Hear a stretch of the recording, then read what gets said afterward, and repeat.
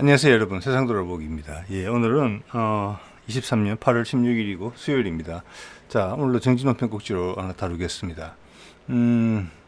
이 분야에서 지금 세상의 변화가 되게 가속화되면서 중요한 사안들이 계속 등장하고 있어요. 그래서 한동안은 이 정치논평 비중이 높지 않을까 싶습니다. 이게 현재로서는 가장 중요해 보이거든요, 저한테는. 네. 자, 제목을 이제 보신 것처럼 달러의 외면이 가속화될 가능성이 있다. 누구에 의해서? 브릭스에 의해서. 이미 그 움직임은 계속 포착이 됐지만 한 작년, 재작년, 2, 3년 전부터 지금 2, 3년 이 사이에 급격한 변화가 있고 중국이 상당히 도전적인 행보를 보이고 있는 건데 어떻게 보면 스스로 살고자 하는 부분도 이제 크죠. 근데 거기서 지금 이번에 브릭스 미팅이 다음 주에 화요일부터 예정이 돼 있는데 거기서 브릭스 자체의 통화를 만들겠다. 금 기반. 예. 처음부터 크게 임팩트가 크게 나올 거라고 예상되지는 않지만 구심점을 만들어 주는 거거든요. 그리고 그게 저항의 뜻으로 기분이 언짢으니까 이래 한번 해볼게. 이렇게 표현한 게 아니고 지난 몇 년간 준비가 되어 온 거거든요. 체계적으로 보니까. 그리고 작년, 재작년부터 여러 나라들이 중국과 거래하는 나라들이 위안화나 자국의 통화로 거래를 하기 시작했었잖아요. 소위 이제 영어로 말하면 디달러리제이션이죠. 달러를 안 쓰는 거죠. 달러 쓰면 불안하다. 그건 미국이 자초한 점이 크죠. 자초한 점이. 왜냐하면 기축통화를 무기로 활용했으니까. 자기한테 의견을 달리하는 나라를 벌 주는 용으로 사용을 했잖아요. 자, 그런 부분들인데, 그래서 제 제목에서는 달러 외면이라는 제목을 썼습니다. 디달러리제이션을 표기하기가 좀 마땅치 않아서. 자, 그 내용을 한번 들여다 볼게요. 자, 브릭스 미팅이 다음 주 화요일 22일부터 이틀 2, 3일간 열리는데 남아프리카 공화국 요하네스버그에서 열립니다. 그래서 지금 공식적으로 이야기된 건 없지만 중국이 주도적으로 준비해왔던 검 기반의 기축통화, 브릭스 사이에 통용될 수 있는 이런 것들이 이제 만들어진다는 이제 이야기가 예상이 되고 있죠. 그래서 지금 사실은 전 세계 경제가 자본주의 체제 전체가 불안정하죠 지금. 그리고 이제 코로나 때는 그 어떤 악재 속에서 눌려져 있는 맛이 있었는데 그런 기운이 거둬지고 나서 희망은 폭발하는데 경제는 계속 침체됐고 그 사이에 풀려진 돈은 더 큰 무게로 짓누르니까 상황은 더 안 좋아졌어요. 그 사람들이 느끼는 힘듦, 박탈감은 더 커진 거죠. 자, 그 와중에서 지금 이제 패권 구도가 형성돼 있고 일단은 세계적 여론에서 좀 밀리는 중국에 대한 어떤 그들의 거품 경제에 대한 부분은 이야기가 많이 언급되지만 사실은 자본주의의 본산인 미국에 대한 이야기는 사실은 거의 언급이 없어요. 우리나라뿐만이 아니라 전 세계적인 언론에서 그래요. 근데 거기서 그런 입장에서 보면 브릭스가 갑자기 기축통화를 대체할 금 기반의 그것도 그냥 종이화폐가 아닌 그런 통화를 제시한다는 게 뜬금없다. 내용을 들여다보면 뜬금이 없는 게 아니다. 우리의 균형 감각이 부족했고 세상의 여론이 왜곡돼 있다. 사실에 근거해 있지 않다. 그죠? 그래서 우리는 그런 시야를 좀 가져야 되겠다. 이런 취지라고 보시면 될 것 같아요. 그래서 지금 이제 유튜브 상에 나오는 이야기들을 들어보면은 사실 제넷 옐런 그리고 여러 고위 관료들 키신저까지 중국을 다녀갔죠 최근에. 그래서 그 이유에 대해서 사실은 명쾌하지는 않았거든요. 그래서 이 브릭스 통화를 중국이 주도하고 있는데 그것을 미국이 큰 어떤 위협으로 상정을 하고 상당히 부드러운 제스처를 취한 게 아니냐 이런 의견까지도 있습니다. 자, 그럼 브릭스 국가들을 한번 볼까요? 그 GDP도 두 가지가 있죠. 노미널, 우리가 알고 있는 그냥 그 GDP고, 그 다음 요즘 많이 쓰고 있는 GDP, PPP라는 게 있습니다. 물가를 환산한 것을. 요즘 그걸 더 많이 쓰는 추세인 것 같은데, 일단 미국이 1등으로 나와 있는 자료를 볼게요. 글로벌 GDP를 봤을 때 1등에서 13등, 이게 2023년 자료인데, 우리가 지금 12점으로 돼 있어요. 이 중에 브릭스 나라들이 어디를 차지하느냐 보시면은, 중국, 인도 5위, 10위 브라질, 11위 러시아 이렇게 돼 있어요. 그래서 13위까지 중에 4개 나라 정도가 들어 있어요. 그리고 이제 더 무서운 것은 지금 뭐 사우디를 비롯해서 남미의 다른 나라들, 그리고 중동의 다른 나라들도 그리고 이제 동남아 나라들, 많은 나라들이 여기에 편성하려는 움직임이 있단 말이에요. 브릭스에 탄력이 붙고 있어요. 이런 거에 미국 입장에서 뭐 큰 위협이고 중국의 체계적인 반격이다. 세상 사람들이 인심을 얻는 것, 미국이 잘 못하는 부분에 있어서, 그리고 미국이 버리고 간 본인들의 이해관계를 위해서 그런 지역에 본인들이 새로운 조정자로서 역할을 하는 그런 부분들을 통해서 인심을 얻는 부분이 있는데, 거기다가 어떤 실질적인 대안, 여기서는 뭐 기축통화는 엄청난 대안이죠, 사실은. 그것 때문에 다 미국 말을 들어야 되는 상황이었는데, 거기에 대한 대안을 제시하는 이런 실제적인 모습까지 겸비가 되면서 미국으로서는 크게 위기를 느낄 수 있다, 이렇게 봐집니다. 그럼 미국이 위기냐, 얼마나 위기냐, 이거 누구도 이야기해 주지 않잖아요. 그래서 상식적인 선에서 워낙 다뤄지지 않기 때문에 상식적인 선에서 몇 가지 들여다볼 수 있는 자료, 그것만 하더라도 미국의 전체 그림을 우리가 이해하는데, 일반인이 이해하는데 전혀 어려움이 없다고 생각합니다. 네. 이거 한번 볼까요? 포춘에서 나온 기사인데, 금년 6월달에 나온 기사죠. 이런 내용이에요. 독일 은행의 최고 위급들이 미국은 격심한 경기 침체를 피해갈 수가 없다. 확률 100%다. 이걸 피해가기는 불가능할 것이다. 그런 전례가 없다. 그래서 미국 경제가 앞으로 되게 안 좋아질 것이다. 이런 거를 이제 이야기를 하고 있죠. 이런 거하고 주식시장의 흐름하고는 상당히 괴리가 있죠. 우리도 마찬가지예요. 전 세계가 마찬가지예요. 주식시장은 관리를 받고 있다고 봐야 돼요. 그게 왜냐하면 어떤 경기의 활황 또는 돈의 활황, 경기라는 것은 사람의 살림살이가 들어가는데 그게 아니고, 사람의 기준이 아니고 돈의 기준으로 봤을 때 지표를 나타내는 것이고, 그것마저 마사지를 받는다, 이런 걸 여러분 느끼시면 좋을 것 같아요. 그리고 또 하나, 제가 요거는 요 위에 채널을 보면서 하나 제가 눈이 갔던 자료인데, 우리가 구매력 기준으로 본다, GDP를. 즉 이것은 구매력 기준이라는 것은, 예를 들어서 똑같은 쌀을 한 포대 사는데 미국에서는 10,000원일 수 있지만 중국에서는 1,000원일 수가 있어요. 그죠? 자, 그 경우에는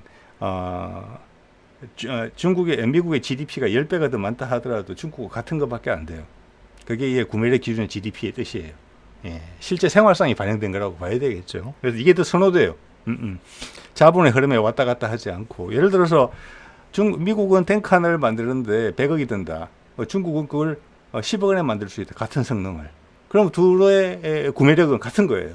비록 탱크가 10배가 더 비싸서 GDP가 10배가 미국이 더 높은 것 같지만, 그게 구매력 기준이고 이걸 많이 사용해요. 자, 실제 그냥 명목 GDP로도 거의 추격을 했지만, 이런 구매력 기준으로 봤을 때는 이게 보면 2015, 16년 넘어가면서 중국이 역전한 걸로 돼 있어요.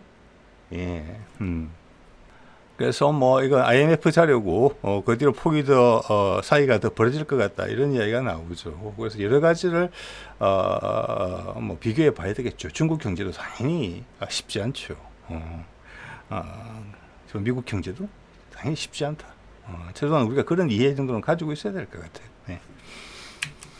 자, 그래서 제가 그 사이트에 들어가서 우리나라 거는 찾아봤어요. 우리나라 거를. IMF에 가서 되더라고요. 근데 보면은 일본하고 우리를 비교한 건데, 위에가 일본이에요. 구매력 기준이에요. 이 Y축은 뭐냐면 전 세계 경제, 전 세계의 구매력 기준 GDP에서 각 국가의 경제가 차지하는 비중이에요. 일본은 지금 현재 한 8%까지, 한 9% 가까이까지 차지했다가 1990년대, 그 이후로 잃어버린 30년 된 거죠. 구매력 기준 GDP가 한 30년째 떨어집니다. 저 때가 뭐냐, 바로 플라자 합의를 통해서 미국이 일본의 엔화 환율을 결상을 강요했을 때예요. 강제했을 때예요. 그 다음부터 30년이 지게 됐죠. 드라마틱합니다. 우리는 꾸준히 올라가서 지금은 전 세계 경제의 한 2% 정도를 차지하고 있어요. 일본은 쭉 줄어서 한 4% 정도 돼요. 그런데 이게 인구가 일본이 우리보다 훨씬 많잖아요. 1억 명이 넘죠. 1억에서 1억 5천 명 사이 정도 되는데, 그래서 GDP도 1인당 GDP가 있죠. 이 PPP도 구매력 기준 GDP도 1인당으로 계산을 합니다. 그러면 그 사람의 구매력으로 평가를 하는 거예요. 자, 그러니까 우리가 일본 인구의 2분의 1이 안 되기 때문에 우리의 구매력 기준 GDP, 개인 GDP는 우리가 더 많아요. 그래서 이런 게 아마 우리 유튜브나 이런 데 좀 다뤄졌던 것 같아요. 즉 우리 한 개인의 기준으로 봤을 때 한국 사람들 살림살이가 낮다는 거예요. 예, 같은 돈을 가지고 훨씬 더 많은 일을 할 수 있다는 거예요. 한국에서는. 자, 그렇게 많이 활용되는 거니까 그런 관점으로 중국 데이터하고 미국 데이터를 보시면 될 것 같아요. 그게 뭐 데이터를 장난쳐 가지고 중국이 1등으로 보이게 하고 뭐 이런 게 아니라는 뜻으로 말씀드리는 겁니다. 예. 자, 그다음 미국의 재정 상황을 한번 볼게요. 일단 예산. 미국이 돈을 어디 어떻게 쓰고 있는지. 미국의 가장 큰 문제는 빚이죠. 예. 이번 2022년 예산이니까 이게 2023년 한 8월, 9월 요까지 아마 될 거예요. 예. 전체 예산이 쓰기로 돼 있는 게 6.48 트릴리언 원이에요. 예. 이걸 우리 돈으로 바꾸면 금액이 너무 커서 감이 잘 안 오실 텐데 지금 1,300원 환율로 계산을 대충 해보면은 이게 얼마냐면은 한 8천조 원 정도 돼요. 8천조 원. 6.48에다가 1.3을 곱해서 대충 계산을 해보면 그렇습니다. 예. 자, 그런데 우리나라 1년 예산이 지금 금년 예산이 650조 원 정도 되는 것 같아요. 640조 원 정도인가? 예, 그거 뭐 10배 좀 넘는다고 보시면 될 것 같아요. 우리는 600조고 그들은 한 8천조, 7, 8천조 되는 거니까. 그런데 이게 쓰기로 되는 예산이 저만큼인데 세수는 얼마냐? 예. 약 1 트릴리언 달러가 빠져요. 그래서 그 나머지를 전부 다 빌려야 돼요. 그게 이제 재정 적자죠. 재정 적자. 무역 적자가 아니고. 예, 그래서 1년에 지금 이 정도 우리 돈으로 치면 이게 한 2천억 원 정도 될까요? 죄송합니다. 2천조 원 정도 되는 것 같아요. 이 정도 빚이 늘어나는 거예요.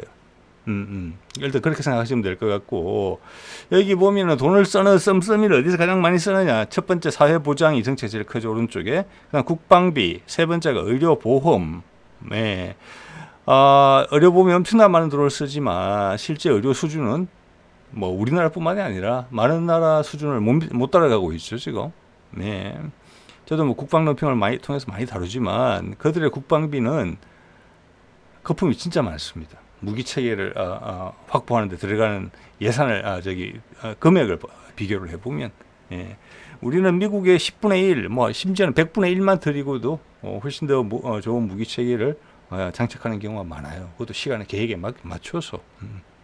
자, 그다음 하나, 둘, 셋, 넷, 그다음 다섯 번째가 이자예요.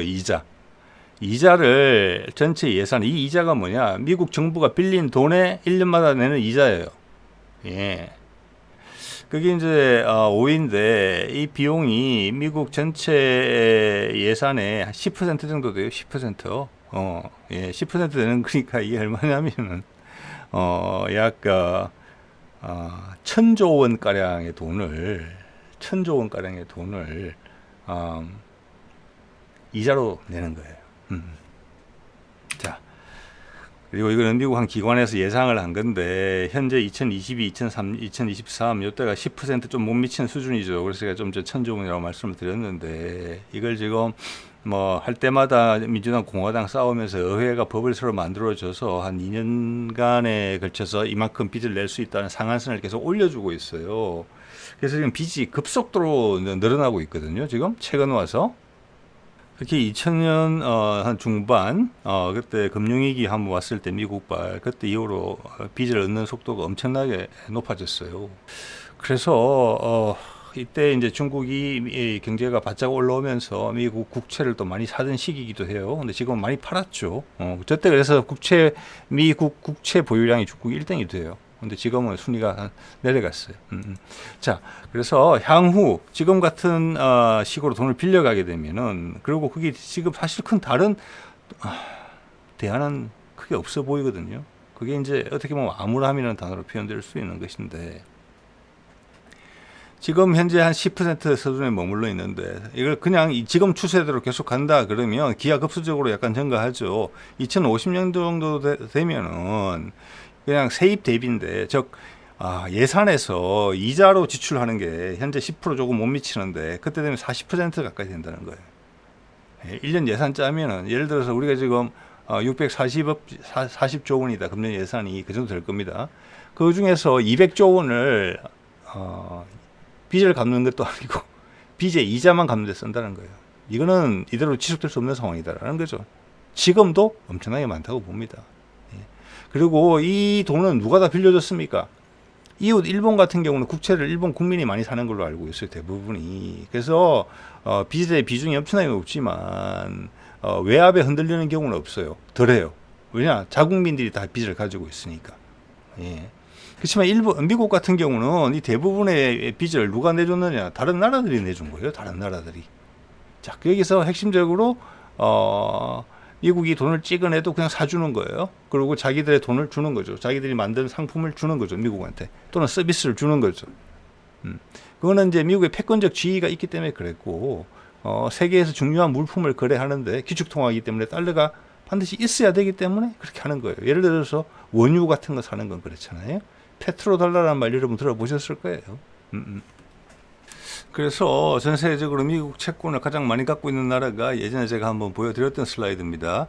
일본 1등. 몇 년 전까지만 해도 중국이 1등이었는데 중국이 2, 3년 사이에 많이 팔았죠. 예, 그래서 제가 그 내용을 한 다른 바도 있습니다. 왜 팔까? 지금 중국이 달러를 대체할 기축통화의 씨앗을 이번에 이제 만들겠다. 그것도 이제 브릭스 나라들하고 합의해서. 그리고 많은 동참자들도 있을 걸로 예상되는 그런 새로운 움직임을 시작했는데 그 움직임과 맞다 이렇게 볼 수 있어요. 그래서 이 보면 1등이 일본이고 3등이 영국인데 이 세 나라 미국, 일본, 영국은 운명 공동체예요. 이렇게 보면 그렇게 말씀드리는 게 과한 게 아닌 게 이제 예를 들어서 가정입니다만은 미국과 중국이 패권 경쟁을 해서 갑자기 미국이 무너진다. 그리고 그러면 그 미국 달러화는 가치가 제로가 되는 거예요. 맞죠? 나라가 망하면. 아니면 엄청난 폭락을 하겠죠. 예. 그렇게 되면은 일본과 영국도 같이 망한다고 봐야 되는 거예요. 저만큼의 자산이 다 날리는 거예요. 예.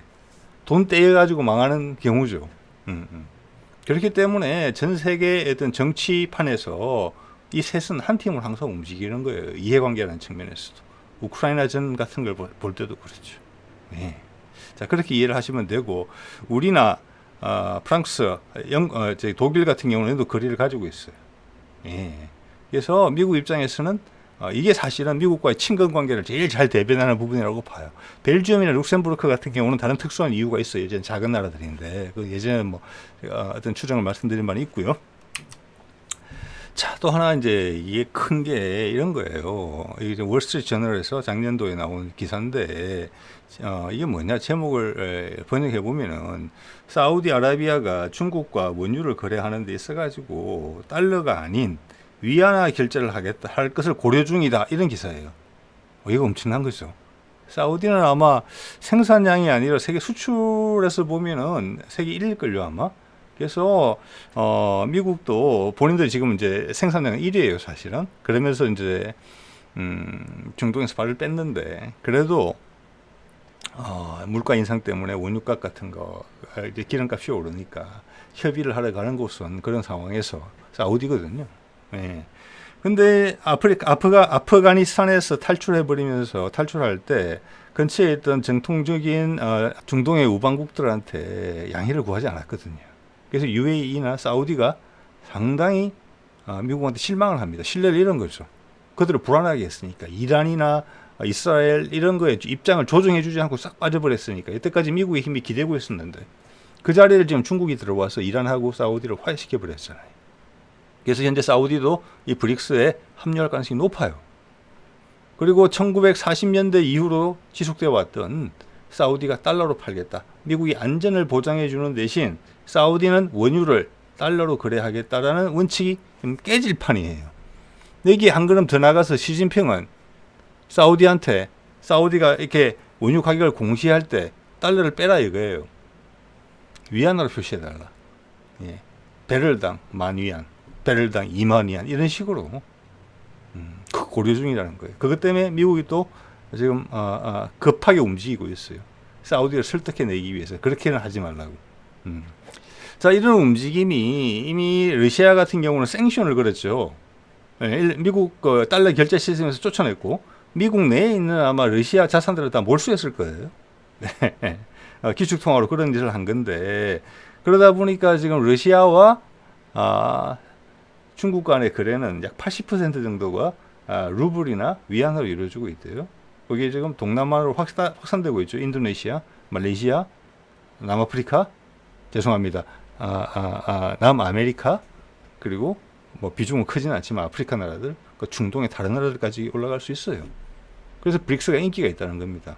그런 와중에 절묘한 시점에 금으로 기반한 거, 중국의 위세에 기반한 게 아니라 백건국처럼 금이라는 확실한 담보물 위에 존재하는 화폐를 제시하는 거예요. 미국 달러의 약점을 건드리는 거죠. 그리고 그것은 미국처럼 무기화하지 않겠다. 그런 것을 당연히 천명해야 되겠죠. 그럴 것으로 보이는 거죠. 이런 위기인 거죠. 달러가 쓸 자리를 잃어요. 그럼 많이 안 쓰인단 말이에요. 석유를 사기 위해서라도 달러를 가지고 있어야 되는데 달러가 필요가 자꾸 적어지는 거죠. 이제는. 그러면 내가 미국 채권을 많이 보유하고 있을 이유가 없는 거예요.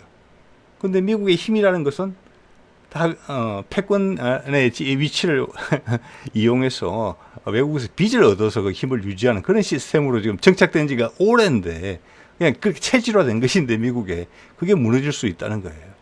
엄청난 타격이죠. 그래서 다른 나라하고 분쟁이 생겼을 때라도 달러만큼은 막지 말았어야 된다 이렇게 생각을 해요. 저는 그런 공기와 물과 같은 거고 그거는 기축통화를 가진 나라의 어떻게 보면 책임이거든요. 도의적인 거죠. 근데 그걸 과감히 무시했기 때문에 후폭풍이 이렇게 오는 겁니다. 미국 위험한 것이죠. 그래서 또 하나 미국이 아주 힘든 것은 이겁니다. 이게 제가 위키피디아에서 가져온 자료인데 미국이 부의 편중이 심한 나라라는 건 다 아실 거예요. 자, 그러니까 지금 미국에서 물가 인상이 되게 되면 물가 인상이라는 것은 자본 전체 등치에 비례해서 충격이 가는 것인데 대신에 부가 한쪽으로 몰려 있으면 대부분의 사람은 빚을 얻어서 살고 있다는 것이거든요. 미국은 그게 세계 최고로 심할 거예요. 차나 집이나 학교 다니는 것까지 전부 다 빚이잖아요. 그럼 국민의 대부분은 물가 인상에 더 많은 이자의 부담을 느끼게 돼요. 그런 게 더 크죠. 어떻게 보면. 자, 이거는 2013년 기준인데 이 데이터가 보여주는 것은 상위 10%가 미국 전체 부의 76%를 가지고 있다. 그리고 보면은 하위 50%, 즉 인구의 절반은 미국 전체 자산에서를 차지하는 비중은 1%밖에 안 된다. 상당히 놀랍죠. 인구의 절반이 사실 돈의 가치로 보면 1%의 영향력도 못 가진다는 거예요. 그런데 제가 이거를 조사하면서 좀 재미있었던 거는 우리나라 자료도 찾고 해외 자료도 찾아보지만 이 데이터가 2013년 이후 거를 찾아보기 어려워요. 10년이나 지났잖아요. 요즘 보면은 뭐 상위 5%가 전체의 뭐 80%, 90% 가지고 있다. 이 상황이 악화됐을 거라는 것은 미루고 짐작할 수가 있어요. 경제 위기가 한번 오고 돈을 투자해서 거기서 헤어나오는 과정을 반복하다 보면은 돈이 한쪽으로 계속 몰리죠. 이렇게 빈부격차가 더 벌어지잖아요. 그게 최근에 제가 언급했던 미국 브리지워터의 레이 달리오도 그 이야기를 하죠. 그래서 하층민의 생활 수준을 유지할 수 없을 정도까지 내려간다. 그게 지금 인플레이션 때문에 더 심해지는 거예요. 그러면 민심이 이반된다. 내부적으로 안 참아준다. 보십시오. 하위 50% 전체 부의 1%인데 지금은 그 비중이 더 떨어졌겠죠. 많은 중산층이 이 하위 50% 내려왔을 거예요. 자, 이런 것이 엄청난 위험이죠. 그래서 이것을 뜯어 고치기가 어렵다. 돈을 풀더라도 외국에서 빚을 내서 돈을 풀더라도 위로 빨려간다. 쉽게 이런 예측을 할 수 있어요. 돈 가진 자들을 위한 메커니즘이 가장 잘 살아있는 곳이 미국이거든요. 모든 부분에서 의료도 그렇고 국방도 그렇고 자본이 항상 최우선이잖아요.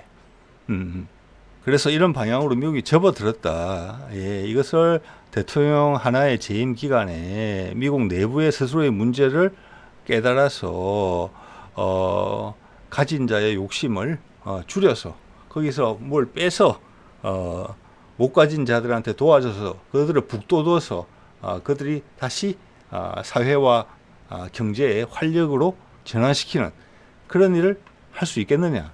이렇게 굳어져 있는데, 그리고 그 가진 자들이 양보를 하겠느냐. 예. 이런 부분이 암울하죠. 예, 예. 오늘 말씀을 대충 정리를 해보자면은, 미국의 패권이라는 것은 달러의 기축통화에서 오는데 달러 관리를 좀 잘 못했다. 예, 예.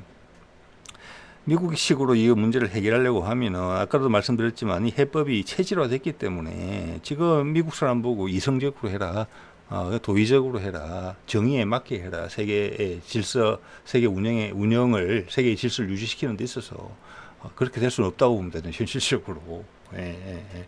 진짜 수십 년간 몇 세대에 걸쳐서 몸에 체질화된 거예요. 오늘 그런 말씀을 좀 드린 거고, 거기서 어떤 중국이 살아남았기 때문에 이제 반격을 받는 것이고, 그 외의 나라들한테는 대안이에요. 자기도 살기 위해서 그러는 거예요. 자, 미국 달러 중심 사회에서는, 그 국제 질서에서는 상대방한테 압박을 가하면서 너 나 없으면 죽는 거 아니야? 그러면서 희생을 강요하는 거예요. 자, 그렇기 때문에 이 체제가 유지되어 왔지만 끝은 뻔했던 거예요. 근데 그 나라들이 끌려올 수밖에 없었던 거는 대안이 없기 때문에 그런 것이에요. 거기에서 지금 중국이 새로운 기축통화, 금 기반을 이야기하는 거예요. 예. 그러니까 기미가 보이니까 전부 다 갈아타기를 하는 거죠. 그렇게 되면은 달러의 기축통화 지위가 급격하게 무너질 수 있는 거예요. 그래서 제넷 옐런이 가고 그 외에 미국 고위층들이 갔다 이렇게 볼 수 있는 거예요. 그 미국의 해법이 뭐냐? 그대로 당하고 있지 않거든요, 절대로. 그리고 갑자기 되게 착해지느냐? 그것도 아니죠. 지금 같은 방식으로 뭐 전쟁이나 경제 보복을 가지고는 이미 중국을 건드릴 수 없다. 이거는 확실히 느꼈을 거예요. 특히 이번에 우크라이나전을 경험하면서. 예. 중국은 더 세거든요, 러시아보다 지금.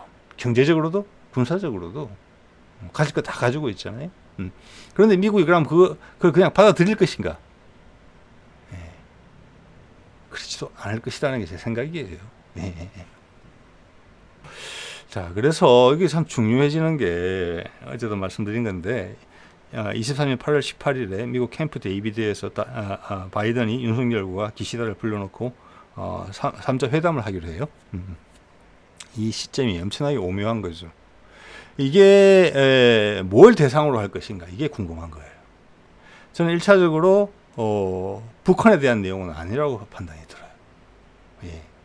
아직 북한에 대한 내용을 일본하고 윤석열 정부 들어와서 일본하고 급격히 가까워졌다고 하지만 그걸 100%탁 펴놓고 어떻게 하자 라는 것을 논의할 수 있는 그런 단계는 아니고 라고 보고, 또 왜냐, 바이든이 지금 내년도 재선이 있어요. 그래서 이 경제 문제도 지금 아주 힘들어요, 여러 부분에서. 그래서 재선을 반드시 하기 위해서는 지금 정기를 마련해야 될 시점이거든요. 즉 이것은 상당히 중요한 미팅이고, 요게 금요일이에요. 그 다음 토요일, 일요일, 주말 지나고 월요일 지나고 화요일이 브릭스 회담 시작하는 날이에요. 즉 이것은 하루 사이로 연결되어 있어요, 어떻게 보면 세계 반응이라는 면에서 봤을 때. 그래서 일단 그것을 견제하는 부분이 제일 크다. 왜냐, 미국이 중국과 제발 그러지 마라, 상징적인 부분도 크기 때문에 그 새로운 화폐가 자리를 잡는 데 시간이 걸리지만 일단 씨앗이 뿌려진다는 자체가 큰 위기거든요. 그래서 그걸 무마시키려고 노력을 했지만 중국이 강공으로 계속 밀어붙인다. 그게 확인될 수도 있어요, 여기서. 그러면 거기에 대한 대안을 논의해야 되는 자리예요. 지금 중요한 시간이거든요. 그게 바이든의 재선과 직결되어 있는 부분이에요. 그런데 3자 간에 앞으로 뭐 중국이 이렇게 나오면 이렇게 하고 뭐 북한이 이렇게 나오면 이렇게 하기로 하자, 이런 걸 논의할 수 있는 틀을 만드는 자리는 저는 아니라고 봐요.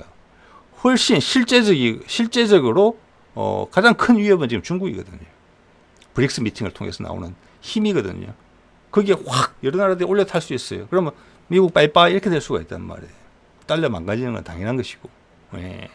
그것을 맞불을 놓을 수 있는 어떤 작전 계획이 나왔다.